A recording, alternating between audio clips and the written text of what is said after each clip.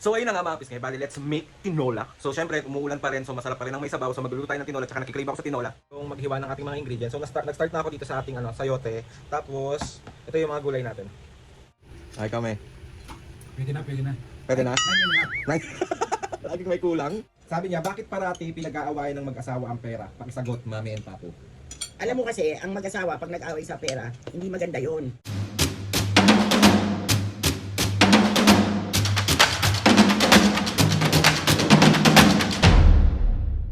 Mga kapisngin, for today's video, another vlog na naman yung gagawin. So itong vlog na to mga kapisngin, sobrang nawiwili ako magluto. Hindi ko alam bakit. Wala lang, ang saya lang magluto. So ayun na nga mga kapisngin, bali let's make tinola. So syempre, umuulan pa rin, so masarap pa rin ang may sabaw. So magluluto tayo ng tinola, tsaka nakikrave ako sa tinola. Naluto ko na to before, pero lulutuin ko ulit. Itatry ko ulit kung masasarapan ba si Mami at Papu. Syempre masarap yun, ako nagluto. Masarap yung nagluto. Masarap yung niluto. Uy, mali!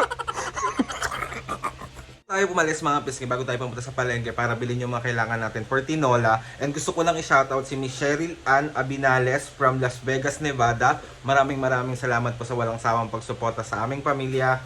And gusto ko lang din po batiin ng happy birthday kay Eros Perishal. Happy birthday sa'yo, Eros. Ang wish ko ngayong birthday, mas marami pang birthday ang dumating sa'yo. And enjoy your day. Basta yun. And drink more water. And gusto ko lang din i-shoutout si Ate Ann from Sydney. Ate Ann from Sydney, maraming salamat po. And mga pisngi, meron ako nakita sa comment section, mag-solo vlog naman daw ako ng mga namamalengke lang ako. So sige, syempre mga pisngi, tatry natin yan. May iniintay ko lang yung sahod ko para itry natin yan. Let's go! Punta tayong palengke. So ilabas na natin yung dito, itong manok. Ayan. Kulang naman.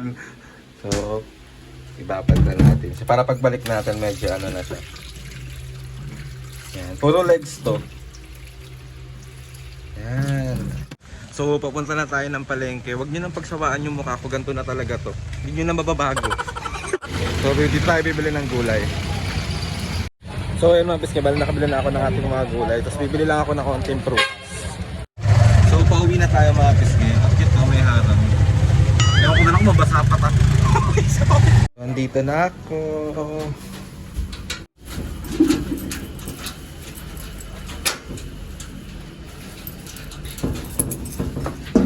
Nandito na ako sa bahay at nabili ko na yung mga kailangan natin para sa ating tinola.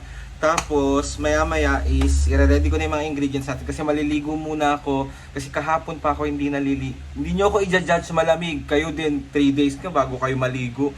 So, andito na lahat ng ingredients natin. Tapos, papalambutin ko lang din yung manok natin. Tapos, mag-start na tayo magluto. And, ayun, ang mga binili ko ngayon is, bumili ako ng onting prutas, saging, lemon. Tapos, ayun, magluto na tayo. Maliligo lang ako, baho ko na. Paano ko magkakajowa ko? Tapos ngayon, lakas na naman ng ulan. So ayan mga pisngi, bali tapos na ako maligo. Tapos start na natin hiwain yung mga dapat natin hiwain para dun sa tinola natin. So let's go! Bali mag-start na tayong maghiwa ng ating mga ingredients. So nag-start na ako dito sa ating sayote. Tapos ito yung mga gulay natin. Yung mga natin, nahugasan na natin tong mga gulay natin. Tapos nahiwa ko na rin lahat ng bawang, sibuyas, luya. Ito yung chicken natin na legs. Tapos pantimpla natin. So let's go! Start na! Start na tayo mag-isa. Tumagay tayo ng oil. Ayan. Ikalagay na natin ang ating wangba. Ang ating bawang. Tapos ang ating luya. Sutay lang natin siya maigi. Tapos nag-isa na natin ng maigi yung tatlong ingredients natin mga pisngi. Tapos isasama na natin yung ating manok.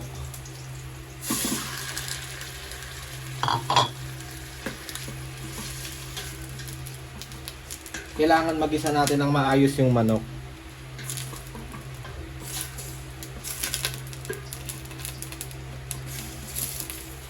Ang ating patis.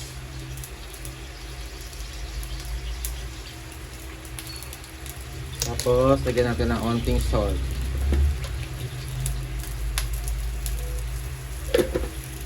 Tapos, haluin lang natin. Lang natin siya for 5 minutes. So, ayan mga pisngay, after 5 minutes, tignan natin kung pwede na siya.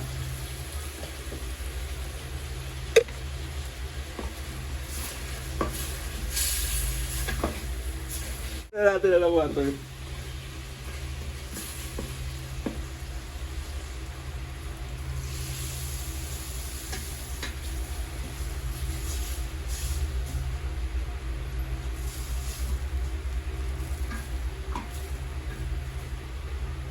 Yan. Tignan pa natin ang ano.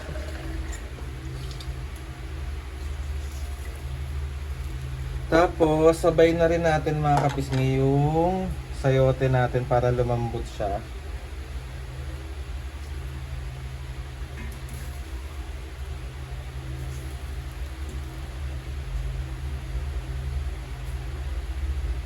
Yan.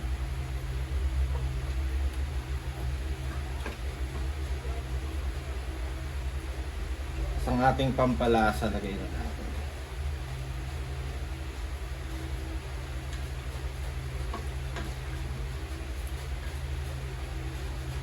Tapos takpan natin muna ulit for 15 minutes. So ayan mga pisngi, bali titignan na natin kung pwede na siya. Yay! Tignan natin. Tikman muna natin para ma-adjust natin. So tikman na natin.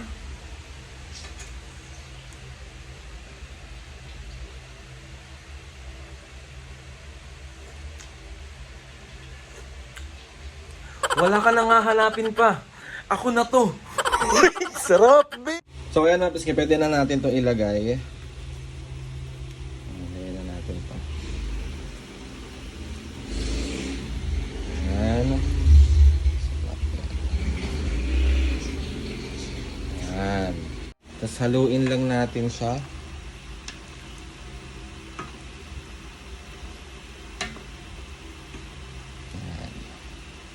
3 minutes.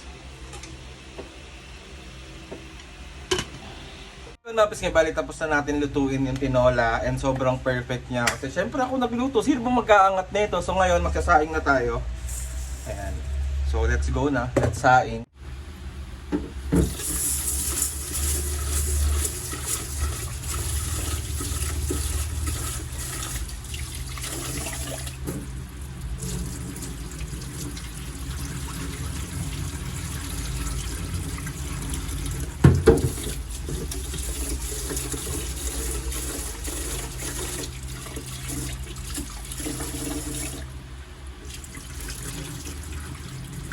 So mga pisngay, bali 5 yung sinaing natin. So 1 2 3 4 kalahati. So let's go! So ayun mga pisngay, bali tapos na ako magsaing, tapos na ako magluto. So maya maya mga pisngay, kakain na rin kami nila mami at papa. Tapos meron ako ulit hinandang 3 questions. Nakita ko sa comment nung in-upload ko kahapon. So tatanungin natin ulit si mami at papa. So mamaya na lang ulit. Thank you ulit mga pisngay sa pagsama sa akin palagi. Mahal na mahal ko kayong lahat. So ayun na nga mga pisngay, bali ito na yung niluto kong tinola. Ayun na si mami at papo. Mami, papo, bago ang lahat, syempre. Tikman nyo muna, i-rate nyo 1 to 10 kung masarap ba o hindi. Pagkalasa ng luto ng papo yan, hindi okay 10. Pero pag hindi, Ay, kami. Pwede na, pwede na. Pwede na? 9.5. 9. Laging may kulang. papo ano naman, 10 naman kasi masarap. Masarap ba yung totoo, me? Wag mo akong ginigigi. Masarap nga. Eh, nung kahapon 9. Kasi hindi pa kalasa na kay papa mo. Ayan, nakain mga kapisngi. Kain kayo, kain mga kapisngi. May sabaw, masarap. Mami at Papo, dahil ayan ang request nyo. O, mag-hi muna kayo, Mami at Sarap, may Papo. sarap. Hello, kain Kain kayo, kayo. kain. Kain, tara. Basta nasarapan kayo sa luto ko. Oo, akin 10, si Papa mo 9.5. So, syempre, mga kapasngi, habang kumakain si Mami at Papo, meron tayong hinandang dalawang question for Mami and Papo. Sige lang, kain lang kayo dyan. O, ready na ba kayo sumagot? Sige, Hey, basta lawag mata. So, Mami Papo, ang first question natin, pero syempre bago ko sabihin nyo, tingnan mo malambot pati yan. Sarap to. 9.5. Ano? 9.5. May mga kailan ako kukuha ng ulam. O yan o.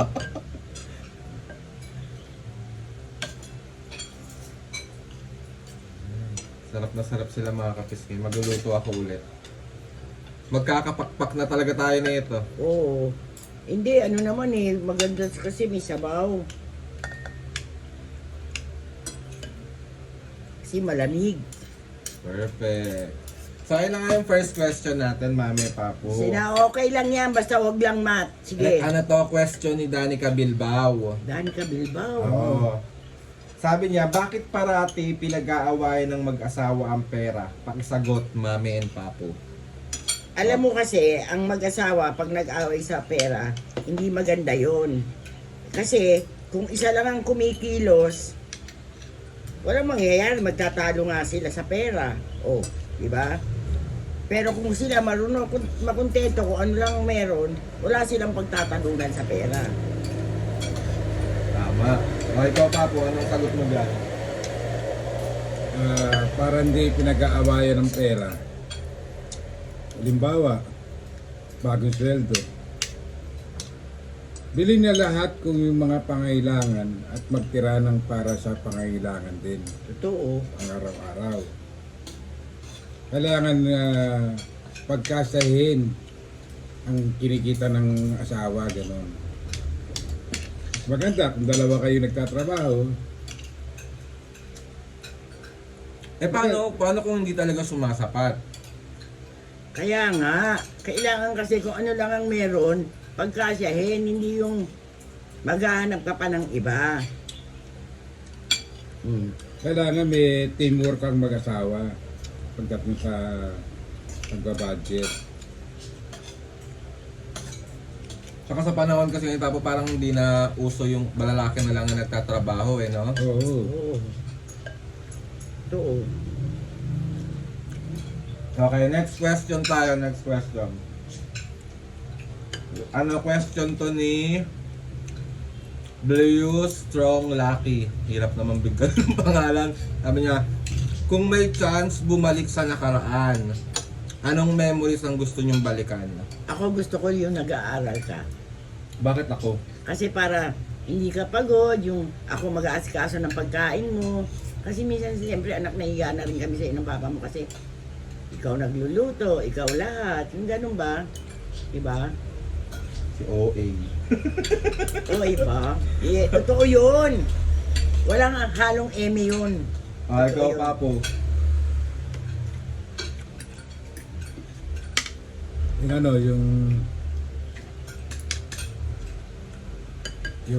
yung ano pa yun? Ano ba yun?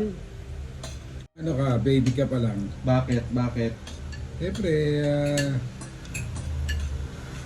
kailangan ano ko yung Sabihin na naman niya. ipakita ko sa sa'yo, iparamdam ko sa'yo, yung pinagtitimpla kita ng gatas, Ito sa'yo.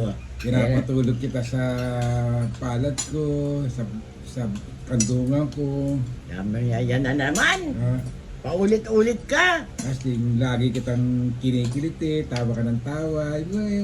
Kasi ngayon wala na eh, hindi na banding, puro ano na yung sobra na laki mo, nahiya na akong hawakan ka, ganyan. Diba? Nahiya na akong ikis ka. Dati nga pag nagpapaki si Ali may bayad mo. Kaya nga eh. Kaya yun ang ano ko, yun ang gusto kong balikan yun.